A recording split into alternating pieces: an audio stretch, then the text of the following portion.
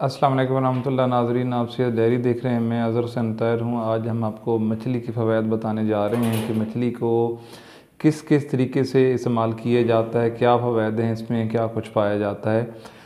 इससे पहले कि आप ये सारी तफ़सीलात सुनें, क्योंकि हम चाहते हैं कि आप इस तरह की मज़ीद वीडियो भी सुनते रहें, तो आप हमारे यूट्यूब चैनल सेहत डायरी के नाम से जिसको आप सुन रहे हैं, इसको सब्सक्राइब लाजमी कर लें।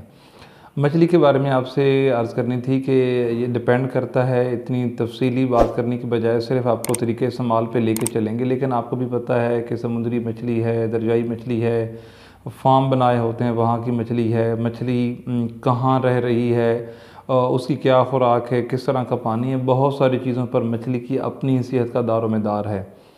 हमें उस चीज़ का भी ज़हन में रखना चाहिए और कि हम किस बंदे से मछली ले रहे हैं, मछली की मौजूदा हालत कैसी है, पकाने से पहले सफाई सुथराई, ये सारी चीज़ें हमें ज़हन में रखनी चाहिए, उसके बाद इस्तेमाल करना चाहिए।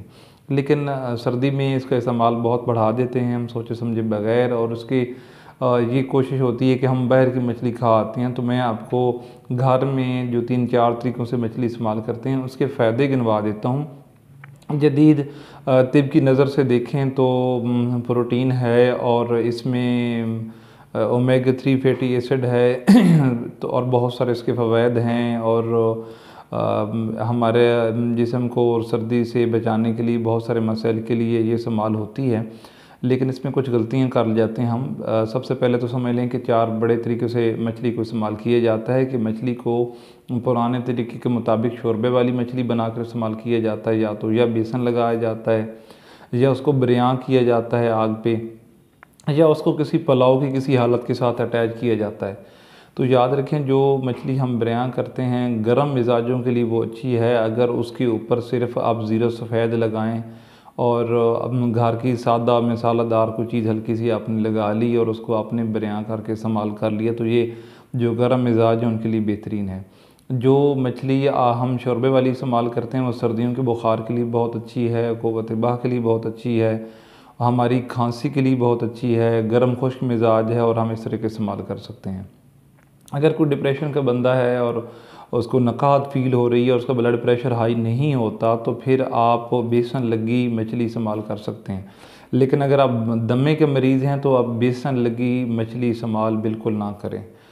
और इसके साथ जो अगर आपने इसकी अफादियत लेनी है तो फिर इसके साथ ज़्यादा अमलगम टाइप चीज़ें ना मिक्स करें कि आप कहें कि हमने मछली भी खाई, फिर हमने ये खा लिया, फिर वो खा लिया। आप मछली के इस्तेमाल करें, ध्यान से इस्तेमाल करें, कांटों से बचें और सही तरीके से इस्तेमाल करें, सफाई करके। और ज़्यादा बेहतर है कि आप सर्दियों के बुखार में और अब की सर्दियों के मौसम के लिए और आपकी आंतड़ियों की सोज छोटे मोटे इन्फेक्शन के लिए गर्म खुश्क रहेगी। अगर आप शोरबे से पका लेते हैं, आपकी आंतड़ी भी बेहतर करेगी, आपकी खांसी दूर करेगी बहुत, और सर्दी के बुखार में मुफीद है, क़ुव्वत बाह के लिए बहुत अच्छी है।